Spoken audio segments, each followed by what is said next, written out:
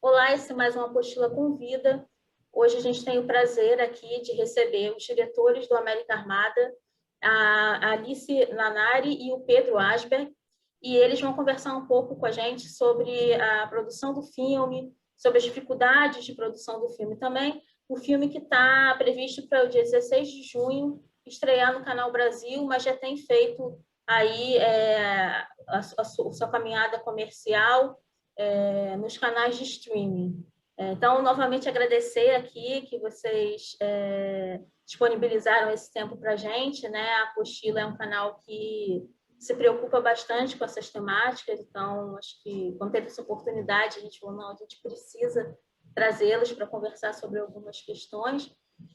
E, bom, eu queria começar dizendo que o filme foi gravado em 2017, né? Esse foi o primeiro momento de gravação do filme, depois teve uma pós-produção, mas só para jogar uma pimenta na conversa, assim, acho que vocês passaram por Colômbia, México e Brasil, né? São os três países sobre os quais vocês tratam. Para quem não sabe, o América Armada é um filme sobre a relação entre narcotráfico nesses países sul-americanos, né, latino-americanos. E eu queria que vocês, assim, em linhas gerais, dissessem o que vocês acham que mudou, né? Se vocês continuam acompanhando essa temática, mesmo de um pouco de mais longe, e o que vocês acham que mudou desse momento de gravação do filme até os dias atuais. Óbvio que a gente tem a questão da pandemia, que aí entra com outras problemáticas, mas a primeira pergunta é essa.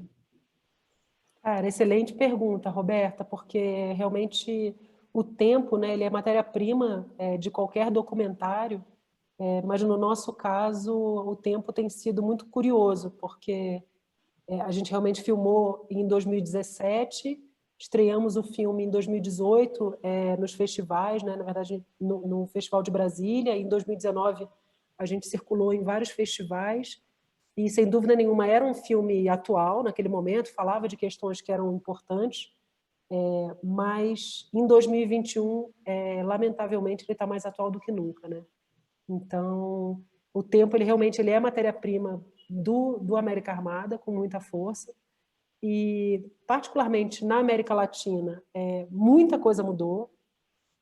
No Brasil, mais ainda, né? Assim, a gente não imaginava que... É claro que, assim, na época que a gente estava filmando, estava tendo justamente o processo que levou ao impeachment da Dilma, né? Enfim, esse processo que a gente chama de golpe. Mas não podíamos imaginar que a gente estaria justamente nesse momento sendo governado pelo Bolsonaro, em que a questão das armas, né, e a questão desse armamento civil tivesse com tanta força, né, na nossa pauta, não só uma pauta, vamos dizer, pública no sentido de, né, os decretos e a sociedade debatendo isso nos jornais, e o STF, o Senado e tudo mais, mas realmente dentro né, na sociedade mesmo, assim, né? Assim, tem muita gente hoje que realmente acredita que essa é uma saída, né? Assim, que armar a população civil é uma saída. Então, o filme, ele, de certa forma, ele vem para ajudar a trazer algumas respostas, a gente acredita, né? Porque tanto no México como na Colômbia existiu existiu ou existe, no caso do México ainda, esse processo de civis armados, né? De um controle mais raso, mais vago por parte do Estado em relação ao posse e o uso de armas e munição e tudo mais. Então, sem dúvida nenhuma, assim, é um filme que ele ganhou uma atualidade que a gente mesmo não esperava, né? Assim, e não gostaria de estar vendo isso, assim. E sem dúvida é um filme que inspira para o debate, que inspira para a reflexão. Pedro, tem alguma coisa para trazer? Eu diria só que, assim, fazer uma micro ajuste aqui, porque eu não vejo, sinceramente, que o filme seja a relação desses países e dessas pessoas com o narcotráfico em particular. Eu entendo que o filme ele trata inevitavelmente disso, porque, sem dúvida, o narcotráfico é parte do cotidiano, né, desses 3 países, assim como é de boa parte da América Latina, mas ele fala muito mais sobre, por um lado, a violência cotidiana, mesmo que não seja uma violência ali explícita, vamos dizer, mas quem vive com medo, quem vive oprimido, vive lida com a violência, né? Eu acho que esse é um ponto chave do filme, né? Então, mesmo que não haja conflito diariamente na vida desses 3 personagens, dessas 3 pessoas que a gente escolheu e tal, elas convivem com a violência, né? E, por outro lado, eu diria que o filme ele levanta um ponto que, para mim, é importante que a gente sempre levante, que é como se ganha dinheiro com a violência, né? A violência ela não é um fenômeno da natureza que começa de repente e é inexplicável e tal, né? Então, eu acho que esse é um outro tema também que a gente tenta levantar, porque explicar e tal já é um pouco mais difícil. Essa é uma das razões pelas quais a gente está aqui hoje, inclusive, né? Poder aproveitar o filme para continuar o debate, mas eu vejo o filme um pouco mais assim. Pedro, eu acho que durante o filme, vocês têm um cuidado em não cravar nenhuma tese, né, em dar conta dessa complexidade. E o dar conta da complexidade é justamente mostrar como é uma coisa muito ambivalente, né, que apesar das similaridades que vocês encontram entre os países, né, na questão da violência e da repressão do Estado, é muito mais um filme que se propõe ao debate do que um filme que dá uma resposta, né? Assim, ele aponta para algumas questões. Eu acho que o filme ganha muito nisso, né? E ganha muito nessas possibilidades. Realmente a gente quando viu, né? O Jorge a gente viu, falou, nossa, que interessante, porque a crítica está ali, obviamente, mas é um filme que abre para o diálogo com outras redes e outras pontes. Eu acho que a gente chegou a uma situação, daqui a pouco eu vou falar um pouco do Rio de Janeiro, que é a cidade na qual eu vivo, na qual eu me fiz, enfim, fui crescida e estudei, então, assim, é óbvio que isso me toca de uma maneira mais direta, mas eu acho que a gente vê o filme e fica com vontade de discutir sobre as coisas que estão ali mostradas, né? Inclusive, vocês procuram também, durante o filme, trazer essas personagens desses diversos espaços para poder dialogar ali. Então, uma das coisas que eu queria trazer aqui é que a gente tem no Rio de Janeiro, apesar de a gente ter passado aí dois anos com queda na taxa dos homicídios, a gente teve em 2020 uma alta nessas relações de homicídios e de violência policial, e inclusive de morte de policiais também, né? Então, quer dizer, morreram mais pessoas em decorrência da violência policial e morreram mais policiais. Então, eu queria que vocês falassem um pouco, assim, tem algumas cenas bem fortes, né? Aqui no Rio vocês filmaram no Complexo do Alemão, né? Que são cenas que não mostram nenhuma agressão efetiva, mais, né, direta, no sentido de você ver as cenas do que ela te faz imaginar o que pode acontecer, né, a partir dali. Mas eu queria que vocês falassem um pouco sobre essa relação que você, Pedro, começou a esboçar sobre a maneira como o Estado lidar com algumas situações e a própria, como se fosse uma alimentação dessa situação a partir de algumas redes de pessoas mais fortes, né? Eu acho que o que a gente conhece enquanto narcotráfico é só a ponta de um iceberg que está muito mais fundamentado, né? E E como vocês tiveram essa relação em 3 países, eu acho que o Brasil tem essa questão muito forte, mas Colômbia e México também. Óbvio que eu não estou pedindo para vocês apontarem uma solução para um problema que é um problema estrutural e que foi forjado durante décadas, né? Mas o que vocês veem como uma possível dissolução ou estratégia para a gente poder minimamente lidar com esse buraco de violência e de apartheid mesmo, porque né? Eu acho que tem algumas populações no Brasil, na Colômbia, mas que são mesmo apartadas do convívio. Como é que a gente pode tentar conversar, mas efetivamente agir no mínimo em relação a isso? Quer falar, Pedro? Quer que eu fale? Já palestrei aqui agora. Foi a última participação. Vai você, depois eu vou. Super boa essa questão, Roberta, porque ampla, né? Assim, bastante ampla, mas de certa forma tem a ver também com o que a gente tenta com o filme, né? Assim, que vamos dizer, ao invés de olhar para as questões, né? Assim, no micro, a gente tentou, né? Assim, olhar para a região, né? Para a América Latina. O que entre semelhanças e diferenças, o que nos une com os outros países? A gente sabe que o Brasil está historicamente de costas para os outros países da América Latina. Claro que tem a questão idiomática, mas mais que tudo tem, e aí falando de segurança pública, um caminho onde todos os outros países em que o Brasil se espelha para políticas de segurança pública ou de comparação são países que não têm nada a ver com a nossa realidade, tipo os Estados Unidos, países da Europa. Outro dia, num debate que a gente participou, uma das perguntas era assim, não, mas no Japão você vê que sabe, tipo, Japão, sabe, 0,1 por homicídio a cada 100 mil habitantes, sabe?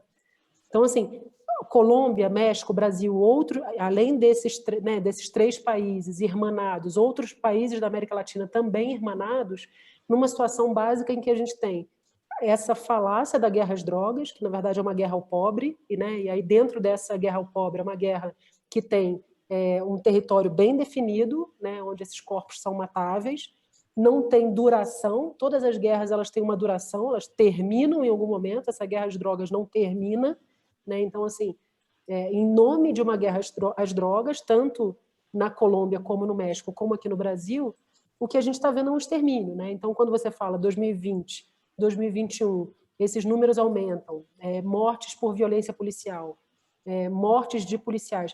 O Brasil é hoje o país que mais, né, as forças de segurança pública mais matam no mundo, né, em números absolutos e relativos. Assim, é um absurdo, é um absurdo completo, total. Né? A gente não está conseguindo controlar isso mesmo na pandemia. Né? Assim, toda essa movimentação que a gente viu, né, para que vamos dizer, que algum tipo de controle, né, que assim, que não entrasse o caveirão, que não tivesse tiroteio a esmo na favela, nem isso eles estão conseguindo, né, assim, mesmo na lei, né? Então, quando a gente começa a olhar de uma forma um pouco mais ampla, né, e pensa nisso como um fenômeno latino-americano, onde, em nome dessa guerra às drogas, esses corpos estão sendo mortos, né? Assim, essa opressão está acontecendo sistematicamente. Existe um projeto, né? Onde esse projeto existe alguém que ganha com isso, né? Então a indústria bélica ganha com isso. Então quando é o Bolsonaro, né? Que é um cara que entrou no poder dizendo claramente, ele está apenas cumprindo o que prometeu. Entrou no poder dizendo, vou armar a população, né? Quando a gente para agora, né, assim, 2021, diante da situação de calamidade absoluta em relação à segurança pública que a gente está vivendo, com as milícias né, assim, se espalhando, tomando território cada vez mais e mais e mais. Inclusive, tipo, expandindo, né? O Rio de Janeiro expandindo, daqui a pouco a gente vai ver isso, né, assim, tomando outros estados, né? Não é falacioso pensar que essa expansão é um projeto, né? Assim, é um projeto deles. Então, assim, no meio disso tudo, esse descontrole por parte do Estado das armas e do armamento, das munições e tudo mais, assim, é o caos do caos. E o que a gente talvez tenta, né, assim, não como resposta, não como solução, mas como discussão a ser levantada com a América Armada, é justamente trazer o caso colombiano, que tem mais de 5 décadas em que, né, assim, que os paramilitares entraram e essa abertura às armas, né, essa, tipo, tirando da mão né, do Estado esse uso da arma, né, essa coisa, né, o monopólio do uso da violência por parte do Estado, né? Isso acontece há 5 décadas na Colômbia, acontece agora no México, a gente traz essa história também, e a gente está vendo isso no Brasil, e o que a gente quer com isso, né? Que discussão, que tipo de discussão, e que tipo de né, reflexão que o filme, né? E aí assim, é só um filme, é apenas um documentário, mas se ele servir como ferramenta de debate, de discussão, de diálogo, alcançou o que a gente queria, né? Se ele conseguir transformar um pouquinho a gente, nós que estamos debatendo, né, as pessoas que assistirem e se propuserem a esse debate, eu acho que é isso, né? Isso que a gente pode, é isso que a gente quer, assim, um pouco como dentro disso que você falou, né? O que a gente pode fazer? Acho que o que a gente pode é discutir, debater, refletir, né? Total. Quando você fala assim, o que pode acontecer para mudar e tal, eu pensei no meteoro, né? Assim, eu acho que a gente está numa situação em que, porque a gente está falando de capitalismo, né? Que é a venda de armas, a gente está falando de racismo, que é a escolha por onde essas operações acontecem e tal. A gente está falando de coisas muito grandes que não vão mudar em gerações, se é que elas não vão piorar, né? Não dá para saber. Então, acho que as duas coisas que a gente podia pensar, uma seria a desmilitarização da polícia, né? Especificamente no Brasil, que é uma polícia militar treinada para proteger a elite e matar a população pobre. E, em segundo lugar, a gente entender assim o quanto que... Ai, me perdi agora. Pois é, me perdi, desculpa. Não, você falou eram duas coisas como ideias, assim, a militarização da polícia e o meteoro. Caramba. Não, o meteoro, ele é o de sempre, né? Assim, a injustiça social. Eu acho que, a partir desses dois pilares, que, infelizmente, se a gente entende que é a construção, a base de toda a América Latina, né? A gente está sustentada pela violência e pelo desequilíbrio social, pela injustiça econômica, social, tal, né? Uma visitante. Uma fofinha. Eu estou no meio da reunião, meu amor. Desculpa, pessoal. Mas, bom, então eu acho que assim, essas seriam as coisas minimamente possíveis de serem feitas com alguma velocidade, né? A desmilitarização... Só um segundo, meu amor. Pode. A televisão e sobremesa sempre resolvem, né? Qualquer... Desculpa. Mas, então, assim, se houvesse mesmo um desejo político e social para que a polícia, né, deixasse de ser militar, e se houvesse um plano minimamente, né, com um desejo mínimo... Um investimento, né? Um investimento para que... a gente está olhando para agora, mas a gente quer acreditar que daqui 50 anos, né, quem sabe a minha neta, o filho da minha filha, vai falar assim, eu vivo num país mais justo, menos racista e menos violento. Mas eu, infelizmente, atualmente, estou muito pessimista, não é isso que eu acredito. Por isso eu ainda estou acreditando no meteoro. Pedro, assim, eu concordo plenamente com você quando você diz que o filme não é sobre narcotráfico, né? O narcotráfico é uma das facetas pelas quais a violência opera. E ela tem diversas outras. A gente sabe exatamente quais são os corpos que vão ser atingidos sempre, né? Então, são diversas maneiras de se exterminar os mesmos corpos. Assim como você, eu ando um pouco desanimada, porque a gente vê, eu acho que o Brasil, e aí falando mais do Brasil, né? Mas eu acho que a gente tem um grande problema de não ter planos a médio e a longo prazo, né? Parece que a gente quer. Primeiro que a gente tem realmente, para mim, isso é um projeto, como vocês já falaram aqui na palavra projeto, né? É um projeto de extermínio, né? Não é um acidente, não é, é um projeto. Então a gente tem uma certa urgência de dar conta desse projeto o mais rápido possível e esquece de pensar o país como um todo a médio ou longo prazo. Então fica difícil realmente a gente imaginar que, bom, e até estou pensando em mim, tá? E nos meus filhos. Eu acho que é difícil para eu pensar que os meus filhos vão ter um país mais justo, menos desigual, menos cruel mesmo, né? Porque tem algumas situações que não tem outro nome. Que é isso, barbárie. É barbárie, não tem outro nome, não tem como a gente lidar com isso. Mas eu acho que a gente precisa continuar apostando no debate, nas trocas, né? Nessas brechas que se abrem para a gente poder fazer o mínimo mesmo, né, como trabalho de formiguinha, porque fica difícil.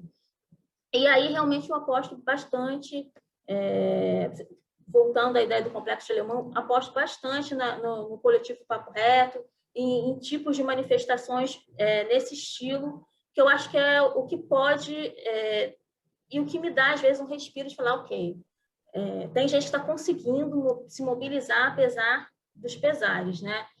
Mas eu queria falar um pouco também, de maneira estrutural, como é que vocês chegaram a cada um desses países, como é que foi feita a pré-pesquisa, se tinha uma espécie de mini-equipe em cada um desses lugares, quais foram as dificuldades de filmagens em cada um dos lugares e por que a escolha de determinados espaços? Uhum. A gente começou lá atrás, nossa primeira conversa, a gente justamente estava falando sobre México e Brasil. A gente estava vendo a ascensão dos grupos de autodefesa indígena no México, que é justamente aquilo que a gente também traz para dentro do filme a partir do olhar do Beto, do Heriberto Paredes, porque é um dos grupos que ele acompanha e reporta, né, e faz reportagens. Então, era a ascensão desses grupos, e no Rio de Janeiro a gente vivia e via o crescimento, expansão absoluto da milícia já em 2015, né, quando a gente começa essa conversa. Resolvemos mergulhar e entender quais eram as semelhanças e diferenças, porque se são civis armados, né, o que é parecido, o que não é, e nesse mergulho a gente descobriu muito mais diferenças do que semelhanças, especificamente falando desses dois, nessa tentativa de comparação nossa, mas acima de tudo a gente conseguiu enxergar de uma forma maior, assim, de que esse fenômeno da violência e do que o Beto fala, né, o Heriberto Paredes, nosso protagonista mexicano, do capitalismo criminal, né, esse olhar era um olhar que não dava para a gente não trazer a Colômbia para dentro da conversa, porque justamente a Colômbia, num processo de décadas atrás, já tinha experimentado isso e estava num momento distinto da espiral, né?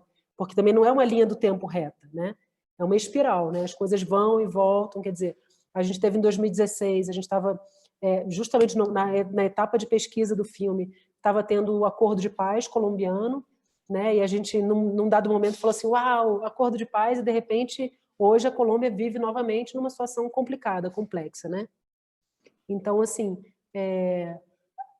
sem dúvida nenhuma, a nossa tentativa, né, assim, como quando a gente trouxe esses personagens, quando a gente foi buscar nessa pesquisa pessoas que lidassem com a violência armada a partir de outras armas, né, usando outro tipo de arma que não as armas de fogo, né, que foi um primeiro recorte nosso nesses 3 países, a gente mergulhou, sem dúvida nenhuma, em especialistas, pessoas, gente, ativistas, pessoas que já estavam mergulhadas em seus temas, né, em seus países, nesses temas em seus países.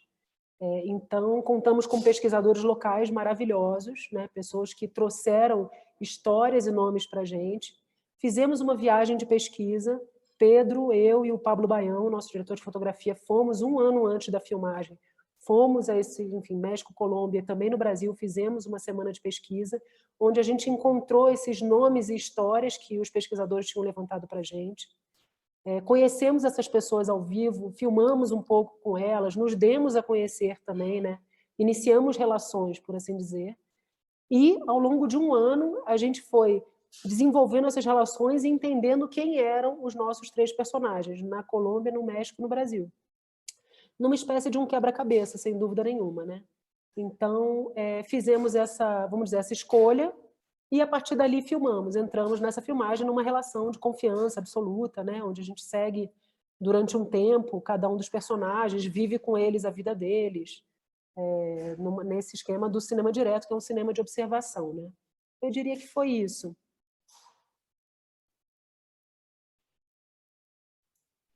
Pedro, algo a acrescentar?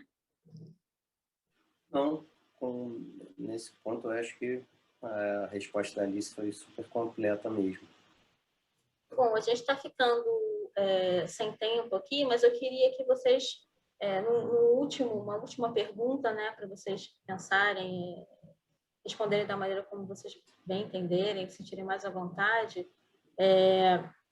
Eu acho muito difícil, né, e falando enquanto antropóloga mesmo, eu acho muito difícil chegar em determinados locais que têm essa configuração na qual as pessoas já são agredidas diariamente, elas estão fragilizadas, elas têm uma certa confiança, né, uma nas outras, mas é muito difícil receber o externo e a câmera. Então, acredito também que essa pesquisa anterior de vocês ajudou para esse recebimento, né?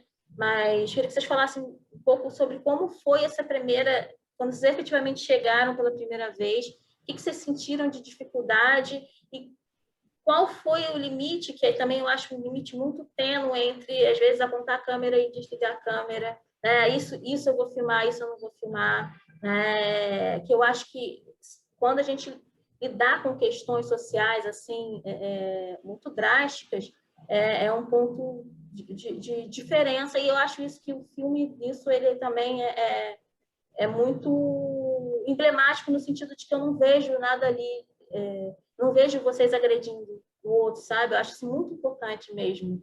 Eu vejo todo mundo entendendo o propósito do filme. Bom, que bom que você tem essa sensação, porque em nenhum momento o nosso olhar foi de que quem quer que fosse exibido ali no filme, com quem a gente tinha, claro, antes conversado e né, combinado que estaria ali filmando, se sentisse agredido. Pelo contrário, né?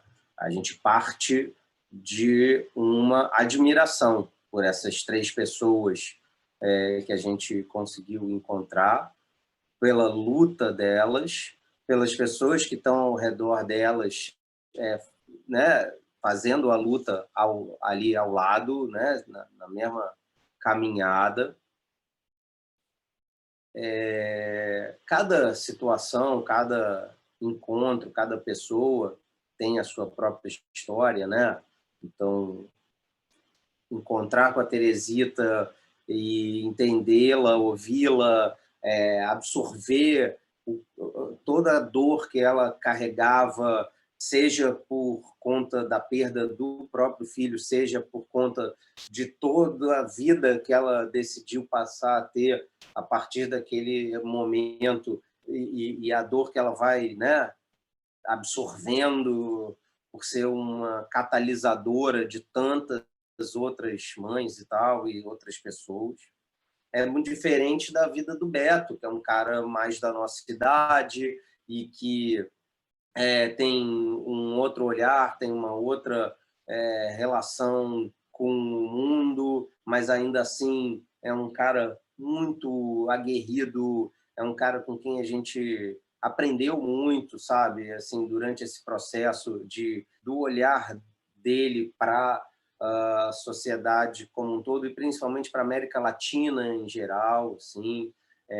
E o Raul, que é mais novo que a gente e que já é um cara e aí nesse caso é literal mesmo, é outro ritmo, é um cara assim muito pilhadão e tal. Então cada um foi num processo na sua descoberta, nas suas conexões. E eu acho que também cada um criou uma determinada expectativa e que aí eu não saberia como responder, mas que acho que todos ficaram felizes quando a gente voltou e avisou a eles que, olha, a gente vai sim fazer esse filme, a gente conseguiu a grana, a gente acha que você é a pessoa certa para a gente acompanhar e assim por diante. Então, é um processo, né, natural de confiança que vai se construindo ao longo do tempo e que segue se construindo de alguma forma, mas eu acho que parte principalmente da admiração. Muito legal. Eu queria só complementar, na verdade, algo que vocês dois falando me fizeram pensar nessa diferença entre documentário e ficção, né? O que seria essa diferença? Uma possível diferença entre de gênero, né? Documentário e ficção. A gente entende, Pedro e eu, o documentário muito mais como um gesto criativo do que propriamente algo que seja uma linguagem que defina, né? Então, se a gente combinou um pouco mais determinada cena, se a gente pede para alguém refazer alguma coisa, a gente não deixa de estar fazendo um documentário por causa disso. E aí, mais que tudo, e aí voltando um pouco para essa questão dessa, vamos dizer, desse respeito, desse pacto ético, né? Que eu acho que, no final das contas, é disso que você estava também falando, Roberta. No documentário, né, como diferença básica para a gente hoje, né, do que seria o documentário, e aí não tem nada a ver com linguagem, tem a ver com o fato de que aquelas pessoas elas continuam vivas depois que o filme acaba, né? O filme vai acabar, mas elas vão continuar e a gente vai continuar e a gente vai continuar respondendo ao que a gente fez juntos, a gente vai continuar acompanhando, né? Ou não, claro, tem gente que não acompanha e que, enfim, terminou o filme, termina a relação, mas aquela pessoa continua viva. Então, o que está no filme, ele tem esse compromisso ético básico, né? E aí, talvez, no América Armada, isso seja ainda, vamos dizer, mais agudo, porque não só são pessoas que continuam vivas depois do filme, oxalá, e continuaram, mas continuam numa luta muito aguerrida e muito forte, né? E a gente tem esse compromisso não só com elas, como com a luta delas também, né? O que não significa que tipo assim, o filme para dar voz à luta, até porque eles não precisam, né? Eles são muito mais importantes do que a gente ou que o filme, né? A luta e o que eles trazem, na verdade, enfim, isso segue com muita força, né? E é esse, vamos dizer, esse respeito máximo que a gente tem e seguirá tendo, né? Assim, realmente essa admiração, tipo, dar cada vez, onde a gente puder, dar força a essa luta, né? E acho que é isso, acho que seria isso. Bom, eu quero agradecer a Alice e ao Pedro por ter aceito o convite. Agradecer pelo filme também, que suscita muitas reflexões. Eu acho que é um filme essencial para a gente pensar nesse momento específico pelo qual o país passa, né? E convidar todos a assistir a partir do dia 16 de junho no Canal Brasil, América Armada. Leiam um texto na apostila. A gente também, se vocês quiserem conversar, eu estou aqui, o Jorge está aqui, a gente vai adorar conversar sobre o filme. Então, é isso. Muito obrigada, Alice. Muito obrigada, legal. Pedro. Esse a gente foi que agradece. Mais uma apostila convida. Maravilha. Valeu. Obrigada. Obrigada, Roberta. Obrigadão. Agradecida mesmo. Estamos à disposição. Uhum.